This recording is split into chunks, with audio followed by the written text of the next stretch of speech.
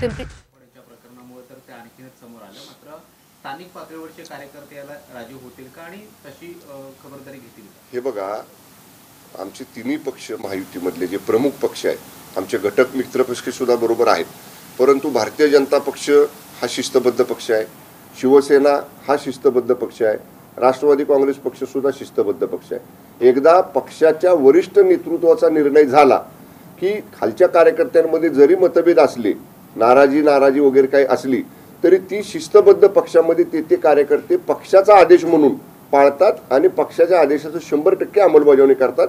त्यामुळं खालच्या कार्यकर्त्यांच्या मध्ये सुद्धा ही नाराजी आता राहणार नाही. याला जोडून एक विषय की श्रीकांत शिंदे यांची उमेदवारी जाहीर करण्यासाठी एवढा वेळ का लागला असं म्हटलं जात होतं की भाजप ही दावा मागते. नक्की काय कारण आहे यामागे? हे बघा, हे आता हे कयास हे किंवा तर्कवितर्क हे काही लोकांनी काढलेले आहेत. स्वतःच्याच ताटात पहिल्यांदा वाढून घ्यायचं ही शिवसेनेची पद्धत नाही. डॉक्टर श्रीकांत शिंदे साहेबांची उमेदवारी अगोदर सुद्धा या ठिकाणी पक्ष जाहीर करू शकला असता, परंतु पक्षाचे मुख्य नेते माननीय एकनाथजी शिंदे साहेब आहेत. असं नाही ना, मागं बघितलं 2.5 वर्ष आपण एकाच कुटुंबामधले सरकारचं नेतृत्व मोठे नेते करत होते आणि त्यांचे युवराज पहिल्याच यादीत मंत्रिमंडळामध्ये आले. तसं महायुतीमध्ये नाही, तसं शिवसेनेमध्ये नाही.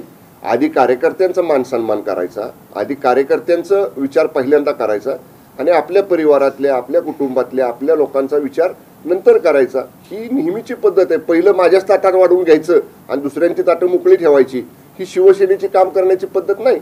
आता कल्याणचा उमेदवार उपमुख्यमंत्र्यांनी जाहीर केलेला आहे. ठाण्याबाबतची काय परिस्थिती?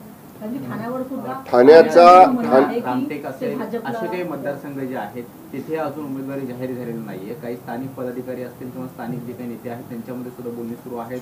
नाराजीचं एक वेगळं पद्धतीचं नाट्य पाहायला मिळते. तर अधिकृत उमेदवारी कधीपर्यंत जाहीर होणार? ठाण्यामध्ये सुद्धा चर्चा सुरू आहेत, मी आपल्याला सांगितलं तसं.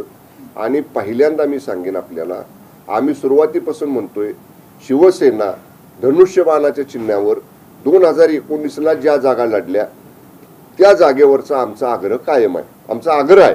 परंतु 3 वरिष्ठ नेते जे आमचे महाराष्ट्रामधले आहेत, माननीय शिंदे साहेब, माननीय फडणवीस साहेब आणि माननीय दादा, हे 3 जण एकत्र बसतील आणि सगळ्या जागांवरती सन्मानजनक, कुणाचीही नाराजी राहणार नाही असा सन्मानजनक तोडगा हे 3 जणही मिळून काढतील. त्यामुळं आग्रह राहणं, आग्रह धरणं हे आमच्या कार्यकर्त्यांचं, आमचं सगळ्यांचं काम आहे. परंतु जेव्हा आपण कार्यकर्ते आग्रह धरतो आणि त्याच्या बाबतीतले अधिकार आपल्या वरिष्ठ नेत्यांना देतो, जे उच्च नेते, सगळ्यात मोठे नेते आपले त्यांना देतो, तेव्हा ते यातला योग्य सन्मानजनक तोडगा किंवा सन्मानजनक मार्ग नक्की काढतील. ज्या काही जागा शिल्लक राहिलेल्या आहेत वाटप करायच्या, त्यामध्ये सुद्धा चर्चा करून, व्यवस्थितशीर चर्चा करून, कुणाचीही नाराजी राहणार नाही असाच सन्मानजनक तोडगा लवकरच निघेल. रामटेकच्या जागेसाठी शिवसेनेची हीच आग्रही भूमिका अगदी शेवटपर्यंत राहणार आहे? नाही, आमच्या संदर्भामध्ये आपण रामटेकचा तर निर्णय झाला ना, कृपाल तुमानेंच्या बाबतीतला म्हणताय ना आपण. हा, नाशिकच्या बाबतीतलं म्हणाल तर तिथं सुद्धा आमचा आग्रह आहे.